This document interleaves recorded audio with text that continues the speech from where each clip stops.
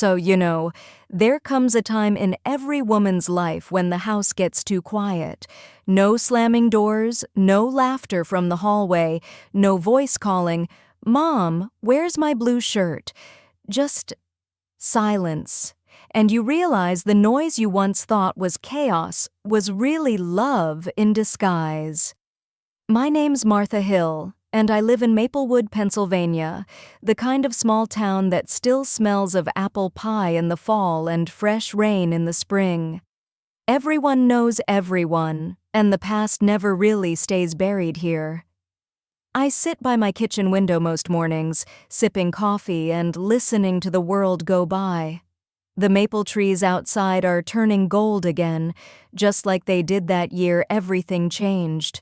It's funny, isn't it? How one word, one careless word, can change your life. Mine was useless. That's what my daughter-in-law Claire called me, and I'll never forget the sting of it.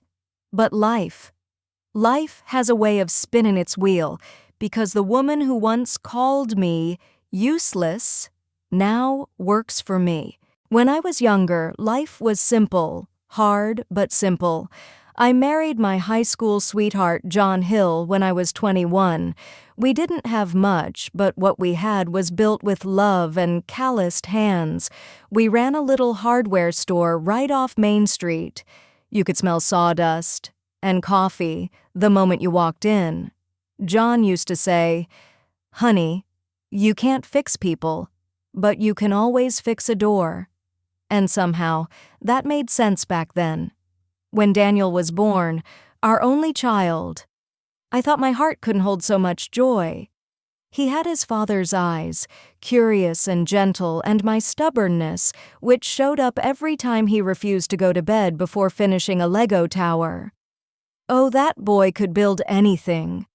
We weren't rich, but we had what mattered. Family dinners at 6 sharp, Sunday church, fishing by the lake every summer. We didn't need fancy vacations or big houses, just laughter, faith, and a roof that didn't leak. Most of the time. Then John passed away. Heart attack. Quick. Unfair.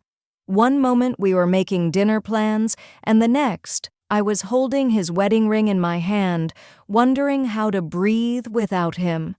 I still remember the day of the funeral. Daniel, barely 20, stood by the casket, holding my hand so tightly I thought my bones might crack. "Don't worry, Mom," he whispered. "I'll take care of you now." And for years, he did. He worked his way through college, scholarships, part-time jobs, everything.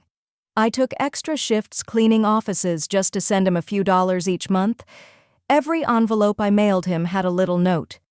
"Eat well, study hard, love, Mom." I used to imagine him opening those letters under the harsh dorm light, maybe smiling for a second before getting back to his books. That thought kept me going. He was my pride, my proof that I hadn't failed as a mother. I remember one Christmas, he came home with a box of chocolates and said, "Mom, someday you won't have to work another day in your life. I'll make you proud." And I told him, "You already have, sweetheart." I meant it then. I still mean it now. But sometimes, life has a way of testing the promises we make to each other. The first time I met Claire, it was Thanksgiving. Daniel had called 2 weeks before, his voice full of excitement. "Mom, I'm bringing someone special home this year." Of course, my heart danced a little. I'd always prayed he'd find someone who'd love him the way John and I loved each other. So I cleaned the house top to bottom, ironed the tablecloth, polished the good silver, even baked 2 pies instead of 1, just in case she liked apple better than pumpkin. When the doorbell rang, I smoothed my apron and opened the door with the biggest smile I could manage. There she was, Claire Thompson. Beautiful, tall, dressed in a white wool coat that looked like it cost more than my entire kitchen. Her hair was glossy, her lipstick perfect. She extended her hand and said with a bright, confident smile, "You must be Mrs. Hill. Daniel's told me so much about you." Her voice had a sweetness that didn't quite reach her eyes. Still, I welcomed her in, offered coffee, fussed over dinner, like mothers do. I wanted her to feel at home. During dinner, she talked about her job at a marketing firm in Philadelphia, big clients, international travel, modern apartments. She was impressive, no doubt about it. Daniel hung on every word she said. His eyes sparkled like he was seeing his whole future sitting across the table. But every time I tried to join the conversation, maybe about old family recipes or life in Maplewood, she gave me a polite smile and turned back to him. "That's sweet, Martha," she'd say. "You're such a traditional woman." Traditional, another word people use when they mean outdated. Still, I told myself she was just nervous. Maybe she didn't mean anything by it. The following morning, I found her rearranging my spice rack, without asking. "Oh," she said when she saw me, "I'm just organizing this. You had your oregano mixed with your thyme." I laughed lightly. "Well, that's how I find them faster." She smiled thinly. "You'll thank me later." That was the first of many small things. The helpful advice, the quiet sighs when I didn't understand her fancy phone apps, the way she corrected me in front of Daniel, like a teacher scolding a child. I could see my son trying to keep the peace. He'd squeeze my hand under the table sometimes, the same way he did at his father's funeral. But love can blind even the smartest of men. They got married the following spring, a beautiful garden ceremony. Claire looked like a movie star, Daniel like the happiest man alive. I cried through the whole thing, proud and terrified at the same time. I didn't know it then, but that day I wasn't just gaining a daughter-in-law. I was losing my son, slowly, quietly, piece by piece. There are moments in life that carve themselves into your memory like initials on a tree. You might move on, forgive, even smile again, but the scar remains. For me, it was that Sunday. A quiet evening that should have been filled with laughter, but ended with silence so sharp it could cut glass. Daniel and Claire were living in town temporarily. Their city apartment was under renovation, and they needed a place to stay. So I offered my home. I thought maybe, just maybe, a few weeks under one roof would bring us closer. I cooked Daniel's favorites: pot roast, mashed potatoes, corn pudding, and that apple pie recipe my mother passed down to me. The house smelled of cinnamon and hope. Claire sat at the table scrolling on her phone. I asked her to pass the gravy. She did, without looking up. "Claire, would you like some roast?" I asked. "Oh, no thanks," she said, sighing. "I don't eat red meat anymore. It's outdated." I nodded, trying not to feel small. Daniel tried to lighten the mood. He complimented the food, asked about the garden.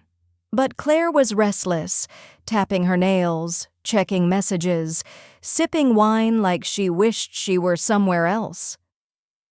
When Daniel's phone rang, he excused himself to take the call outside. That left just the two of us at the table. The clock ticked loudly. I reached for something kind to say.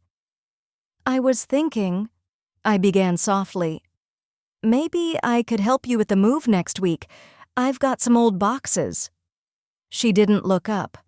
"That's sweet, Martha, but no offense. I think we've got it covered. You wouldn't really know how to handle the kind of stuff we're dealing with. It's, technical." I smiled politely. "Oh, I can still lift a box or two." That's when she laughed, that small, cold laugh that sounds more like pity than amusement. And she said it. "You're adorable, Martha, really. But honestly, you're kind of useless when it comes to these things." For a second, I thought I'd misheard her. Useless. Such a simple word, but it hit me harder than any slap. I stared at her across the table. Her face was calm, unaware of the weight of what she'd just said. To her, it was a casual remark, just another comment in a long line of them. But to me, it was everything. Because I had built my life on being useful. A wife who worked beside her husband, a mother who never gave up on her child, a woman who fixed what was broken, even when that broken thing was her own heart. And now, I was useless. When Daniel came back, I smiled. I served dessert. I laughed when I was supposed to. But that night, when they'd gone to bed, I sat in the dark kitchen with the pie untouched on the counter. And I cried until the candles burned out. That was the night I decided something had to change. The next morning, I woke before sunrise. The world was painted in silver and blue, that in-between hour when even the birds are still half asleep. I sat at the table with my cup of coffee and stared at the life I'd built. Every corner of that house held a memory. Daniel's laughter, John's tools, my own reflection in the window when I used to dream about the future. And then I did something I'd never done before. I made a decision for me. By noon, I had packed 2 suitcases. I left a note on the kitchen counter that said, "Don't worry, I'm fine. I just need a little time to think."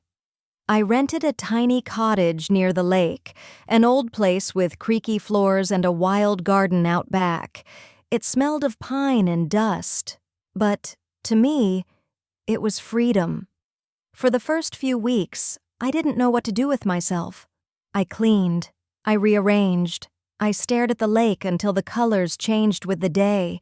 I cried sometimes. I laughed at old photos.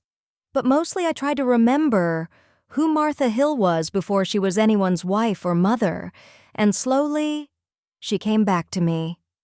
One morning, I found my old recipe book. The pages were yellowed, some corners torn, flour dust still clinging to the edges. I hadn't baked in years, not since John died, but that morning I pulled out the old mixing bowls, tied on my apron, and started again. Flour, sugar, butter, eggs, simple ingredients that smelled like home. The first pie burned, the second was too salty, but by the third, it was perfect. I took it to my neighbor, Nora Simmons, a retired teacher who lived 2 houses down. She was one of those women who always had a story and a kind word to spare. When she tasted it, she closed her eyes and said, "Martha, this tastes like my childhood." I laughed, a little embarrassed. "Oh, it's nothing special." But Nora wouldn't let it go. The next day, she came over with a flyer she'd made herself. In bold letters, it read, "Sweet Haven, Homemade Bakes by Martha Hill. Fresh, simple, made with love." I told her she was crazy. She told me I was talented, and before I knew it, she'd pinned that flyer on every bulletin board in town. The first week, I got 2 orders, a blueberry pie for Mrs. Turner's church meeting and a batch of cookies for the local book club. The next week, 4 more. By the end of the month, I was baking every day, covered in flour, smiling like a fool. Nora helped me deliver the orders in her old pickup truck. She called herself my business partner. We'd laugh all the way to town, radio blaring old country songs. For the first time in a long time, I felt alive again. Not as someone's mother, not as someone's burden, but as me. It's funny how quickly life blooms when you water it with purpose. Sweet Haven started small, just me, my oven, and a handful of neighbors who believed in me. But word travels fast in a town like Maplewood. One day, Mr. Benson, who owned the diner downtown, stopped by. He'd heard about my pies from a customer and wanted to try one himself. He left with 3. The next morning, he called to say every slice sold out before lunch. After that, Sweet Haven wasn't just a kitchen business. It was a dream with wings. I turned my cottage's sunroom into a bakery space, painted the cabinets soft yellow, added lace curtains, and placed a chalkboard outside with the daily menu: apple crumble, pecan pie, lemon loaf, and love. People started coming not just for the food, but for the warmth, for the stories, for the laughter that had returned to my kitchen. Even teenagers came by after school just to help me knead dough or decorate cupcakes. I paid them in cookies and advice. They started calling me Miss Martha, and every night as I wiped down the counters, I whispered a quiet thank you to the heavens. I had built something from scratch. Again. Just like I used to, with John. Only this time, it was mine alone. One evening, as Nora and I were closing up after a long day, she leaned against the counter and said, "You know, Martha, you're not just baking pies. You're healing people." I laughed. "Healing people? With sugar?" "No," she said, smiling. "With love. You remind folks what kindness tastes like." Her words stayed with me. Because she was right. For all the bitterness the world throws at you, kindness is the one flavor that never fades. But life, as it often does, had another twist waiting for me. One that would bring the past right back to my doorstep. It started on an ordinary Monday morning, the kind where the air smells like rain and the sky can't decide whether to shine or cry. I was going through some mail at the counter when a local paper caught my eye. On the front page was an article about layoffs at a tech firm in Philadelphia. The company name sounded familiar. I squinted at the photo, and there, right below the headline, was my son. Daniel Hill, looking tired, serious, and much older than his years. The article mentioned a bankruptcy, failed investments, and something about losing nearly everything. I stood there for a long moment, the paper trembling in my hands. The past, the pain, the distance, the unspoken things, all came rushing back. And that's where fate decided to turn the page, because only a few weeks later, a new name appeared on my desk, written neatly across a job application. A name I never thought I'd see again. Claire Hill. It had been almost a year since I'd last seen Daniel or Claire. By then, Sweet Haven was more than a home bakery, it was a community. I had regular customers, a small staff of 3, and a warm little space in the heart of Maplewood where laughter felt like music again. Business was good. Peace was better. And I had finally learned to breathe without bitterness. Until that morning. I remember standing behind the counter sorting through a pile of job applications. We were hiring part-time help, someone to assist with packaging and customer service. Then I saw it, typed neatly in black ink, name, Claire Hill address, Maplewood Apartments, Unit 3B experience, marketing, event coordination, retail management. My hands trembled slightly as I read her name again. Claire Hill. I thought maybe it was a coincidence, maybe another Claire. But when I saw her signature at the bottom, that same elegant loop on the H, my heart dropped. I set the paper down and stared out the window. Rain was falling softly outside, the kind of rain that smells like endings and beginnings all at once. That afternoon, I called Nora into the back room. She noticed my face immediately. "What's wrong, honey? You look like you've seen a ghost." I handed her the application. She adjusted her glasses, read the name, and gasped. "Oh my, that's her?" I nodded. "Daniel's wife, the one who called you useless," Nora finished quietly. Silence filled the room. "What are you going to do?" she asked gently. I didn't know. Part of me wanted to tear the paper in half, to walk away from the past that had already hurt me once. But another part of me, the part that had survived heartbreak, rejection, and loneliness, whispered something else. Face it. So I did something unexpected. I called her in for an interview. When Claire walked in, I barely recognized her. The sharp confidence she once carried had softened. Her hair, usually styled and sleek, was tied back loosely. She wore no makeup. Her clothes were neat but plain, the kind of outfit that says I'm trying to start over. She didn't see me at first. She looked around, admiring the space. The smell of fresh bread, the glow of the hanging lights, the laughter from a few customers sipping coffee. Then her eyes met mine. She froze. A long, heavy silence fell between us. "Martha?" she whispered, her voice cracking slightly. I smiled, the same polite, calm smile I had given her 100 times before. "Good afternoon, Claire. Please, have a seat." She sat across from me, her fingers fidgeting with the strap of her purse. I didn't realize this place was yours," she said softly. "It is," I replied. "Sweet Haven. I started it about a year ago." She nodded slowly, looking around again. "It's beautiful." "Thank you." Another pause. The air between us felt thick, full of things unsaid. Finally, I picked up her application. "So you're looking for work?" She nodded again. "Yes, things have been difficult. Daniel lost his job, and we—" Her voice broke. She swallowed hard. "We had to sell our condo. We're renting now. I've been applying everywhere. No one's hiring without references, and mine are complicated." Her eyes glistened, but she didn't cry. "I know you have no reason to help me, Martha.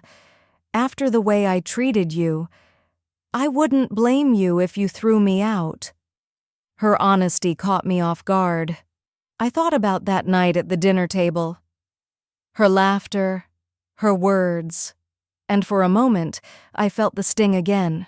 But it was faint now, like an old scar that only aches when it rains.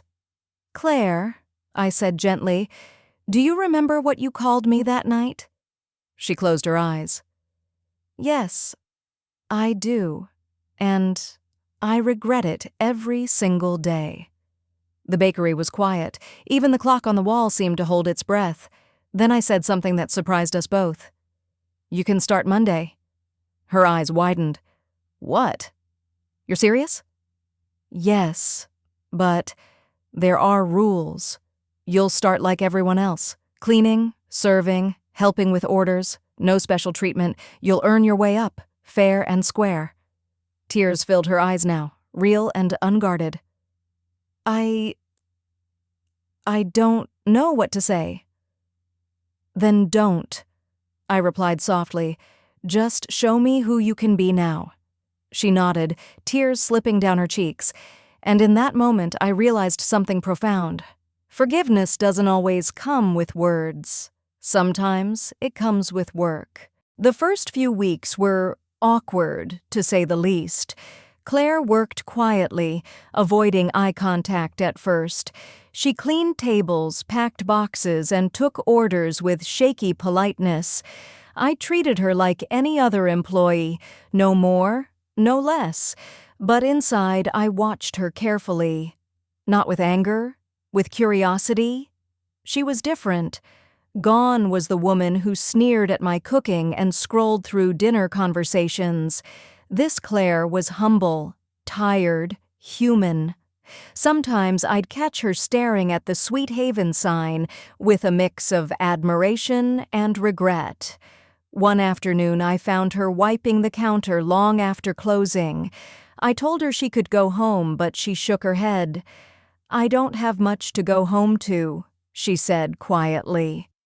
"Daniel's been struggling. He blames himself. I just want to help somehow." I felt something shift inside me then, so I started talking to her, little by little, about recipes, about business, about how I started over when everything fell apart. And, to my surprise, she listened, really listened. She began taking initiative, suggesting new flavors, decorating pies with intricate designs, greeting customers with warmth I'd never seen in her before. One day, she brought in her own notebook, filled with marketing ideas. "You could reach more people online," she said, hesitantly showing me sketches for a logo and a simple website layout. It was good, really good. So I told her to try it. Within a month, our online orders doubled. The bakery was thriving more than ever, not just because of the pies, but because of the people inside it, and among them, Claire shone brightest. One evening as we closed up shop, she turned to me and said quietly, "Martha, I need to tell you something." I looked up from the counter. "Go on." "That night, when I called you useless, I was jealous. You had something I didn't. Peace. Grace. A sense of purpose. I thought I was better than you, but I wasn't. I was scared of ending up invisible one day." Her voice broke, and now I see how wrong I was. I walked up to her, placed a gentle hand on her shoulder and said, "Claire, we all say things we regret. What matters is what we do after. And you've done more than enough." She covered her face and sobbed, not from guilt, but from release. Years of pride melting into humility. And I realized something in that moment. Forgiveness doesn't just heal the one who receives it, it heals the one who gives it too. From then on, Sweet Haven became something more than a bakery. It became a second chance for both of us. Daniel eventually joined her, helping on weekends, fixing shelves, laughing again. And sometimes when we'd close the shop at sunset, we'd sit on the porch together, sipping coffee, watching the light fade across the lake. No anger, no bitterness, just understanding. People often ask me what success feels like. It isn't money. It isn't fame. It's the moment you look at someone who once broke your heart and feel nothing but peace, because that's when you know you've healed. 3 years passed since that rainy afternoon when Claire walked back into my life.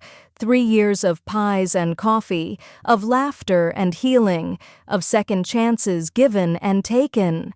Sweet Haven had become something far beyond what I'd ever dreamed of.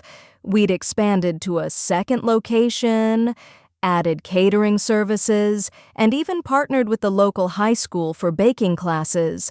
Claire was now my manager, and truth be told, my closest friend. Daniel and she had found their footing again, rebuilding their marriage, learning humility and gratitude together. He often told me, "Mom, you didn't just forgive us. You saved us." I'd smile and say, "No, son, you saved yourselves. I just opened the door."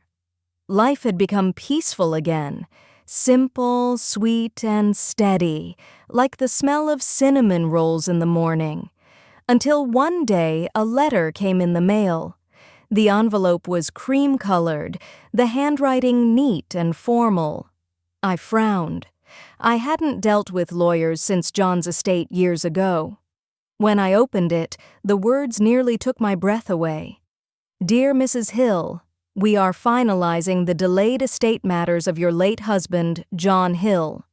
Please contact our office regarding an amendment to your inheritance file and attached business property. Business property? John had sold the old hardware store before he passed, or so I thought. I set the letter down, heart thumping softly in my chest. That store. It was where everything began, where John and I built our first dream. The thought of stepping into that place again after all these years, it felt like reopening an old box of memories, dust and all.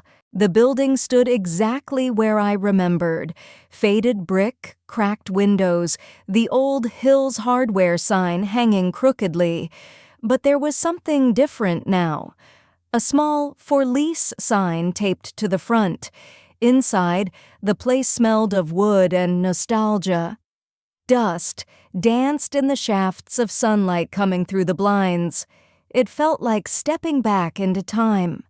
I could almost hear John's laugh echoing between the shelves. You can't fix people, honey, but you can always fix a door. I smiled through the sting in my eyes. A man in a gray suit approached from the back. Mr. Bennett, the lawyer mentioned in the letter. Mrs. Hill, thank you for coming. He explained everything. Apparently, John had left behind a trust. A hidden part of his estate, meant to activate only once Daniel turned 35. Inside that trust was ownership of this property, the hardware store, to be passed down to me and then to whoever I chose. I was stunned. John, always thinking ahead, had somehow planned for this, a second chance I never expected.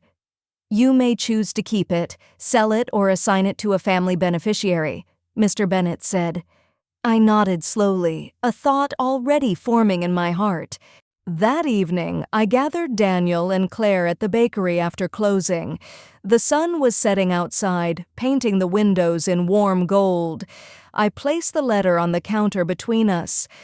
This arrived today, I said softly. Daniel skimmed it, eyes widening. Dad's hardware store? It still exists? It does, I said, and it's mine now. But I think maybe it's time to make it ours. Claire frowned gently. What do you mean? I smiled. I want to turn it into something new. A cafe, a community center, a place where people can learn trades again. Sweet Haven has shown me how healing it is to build things. Pies, friendships, even second chances. Maybe we could build a little more. They were quiet for a moment, taking it in. Then, Claire whispered, You want us to run it? I want you to run it, I said, looking at her. You've worked harder than anyone I know. You've changed. You've grown. You've earned it. Tears filled her eyes. Martha, I don't deserve this. None of us do, I said, smiling softly. That's what grace is. Daniel reached for her hand, and for the first time I saw in his eyes the same steady strength his father had, the same spark that once built a home from nothing. We'll make you proud, Mom, he said. You already do. The old hardware store had been transformed, part cafe, part workshop, part classroom. Where the aisles of bolts and screws once stood, now hung warm lights and chalkboards with workshop schedules. Learn to fix a chair, beginner carpentry, pie baking with Martha. It smelled like sawdust, cinnamon, and new beginnings. At the opening ceremony, the mayor gave a small speech. In this town, we measure wealth not in dollars, but in the lives we touch, and no one has touched more hearts than Martha Hill. I tried to hide my blush as the crowd applauded. Then I saw Claire, standing beside the new sign, holding a tray of cookies, smiling through tears. Later that night, after the last guest had left, Claire and I stood together in the empty store. She looked around, eyes shining. This place, it feels like him. It does, I said quietly. He'd be proud of you. She turned to me, her voice trembling. You know, sometimes I still can't believe how far we've come. I used to think strength meant power. Now I know it means kindness. Kindness is power, Claire, the quiet kind that changes everything. It's funny, isn't it? How life circles back, how pain becomes purpose, and how the people who once hurt us can end up standing beside us, stronger and softer all at once. Claire is now like a daughter to me, not by blood, but by choice. Daniel and she run both Sweet Haven and Haven Hardware. And me? I bake, I teach, I tell my story to anyone who needs to hear that it's never too late to start again. Sometimes young women come into the bakery, tired, broken, hopeless, and they ask me, Martha, how did you forgive her? And I tell them the truth. Because holding on to hate doesn't hurt them, it hurts you. But when you forgive, you free yourself, and sometimes you free them too. Now, when I lock up at night and see the lights glowing across the street from Haven Hardware, I think of John, and I imagine him smiling. You can't fix people, honey, he once said, but you can always fix a door. Maybe that's true, but sometimes, if you open the right door, you fix a heart too.